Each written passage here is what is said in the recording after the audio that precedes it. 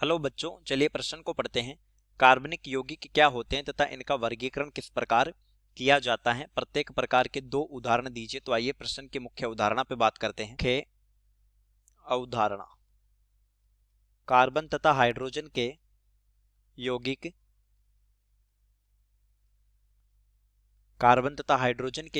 कार्बनिक यौगिक कहलाते हैं। कार्बनिक यौगिक कहलाते हैं। देखिए, कार्बनिक यौगिक तथा इनका वर्गीकरण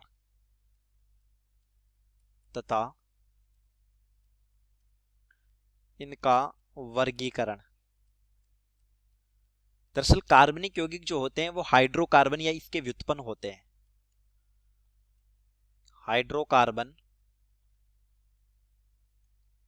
तथा इसके व्युत्पन्न कार्बनिक यौगिक कहलाते हैं।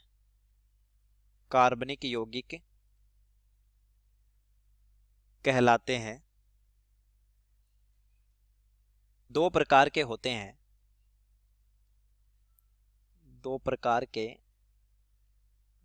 हैं। पहला होता है संतृप्त यौगिक। संतृप्त यौगिकों में क्या होता है कि कार्बन कार्बन के मध्य एकल बंध उपस्थित होता है। एकल बंध उपस्थित। और दूसरे होते हैं असंतृप्त यौगिक। असंतृप्त यौगिक कार्बन कार्बन के मध्य द्विबंध अथवा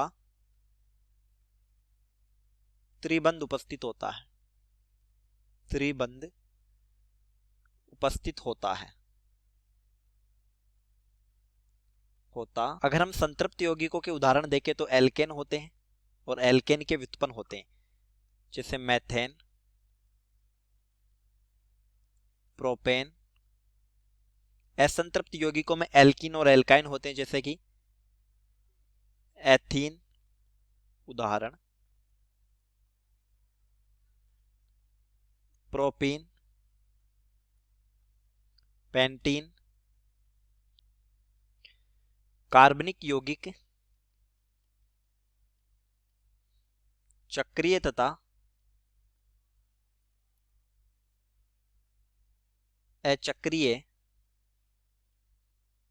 यानी कि ओपन चेन वाले, खुली श्रृंखला वाले अचक्रीय होते हैं। देखिए, चार्ट बनाते हैं। कार्बनिक यौगिक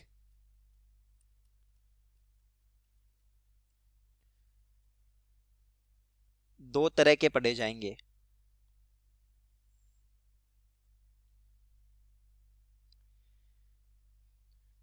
एक होते हैं एलिसाइक्लिक, इन्हीं को बोला जाता है खुली श्रृंखला वाले। खुली श्रृंखला। एक होते हैं चक्रीय, यानी कि क्लोज चेन होती है। अब ये जो खुली श्रृंखला वाले होते हैं ये हो सकते हैं संतृप्त भी हो सकते हैं, यानी जिनमें कार्बन कार्बन के मध्य एकल बंध हो, या फिर ये असंतृप्त भी हो सकते हैं। इनके उदाहरण हमने देखे हैं। चक्रीय जो होते हैं वो दो तरह के होते हैं। पहला एलिफेटिक चक्रीय। एलिफेटिक चक्रीय यानी ये चक्रीय तो होते हैं लेकिन एरोमेटिक नहीं होते, हक्कल नियम की पालना नहीं करते। और एरोमेटिक, ये भी संतृप्त तो असंतृप्त हो सकते हैं, लेकिन अब एलिफेटिक को भी आगे चक्रीय जो होते हैं वो दो तरह के हो सकते हैं। ये समचक्रीय भी हो सकते हैं या ये विषम चक्रीय भी हो सकते हैं। विषम चक्रीय। समचक्रीय का मतलब होता है वलय में कोई विषम परमाणु नहीं। उदाहरण है ऐसी वलय जिसमें कार्बन हाइड्रोजन के अलावा और कोई परमाणु नहीं होना चाहिए, विषम परमाणु, जैसे नाइट्रोजन, सल्फर, ऑक्सीजन। ये ऑक्सीजन वलय से बाहर है, इसलिए ये क्या है, समचक्रीय एलिफेटिक है। ये हो सकता है NH2, यहां पर भी नाइट्रोजन वलय से बाहर है। विषम चक्रीय में क्या होता है, वलय में विषम परमाणु होगा, विषम परमाणु होगा। ये ऑक्सीजन वलय के अंदर है,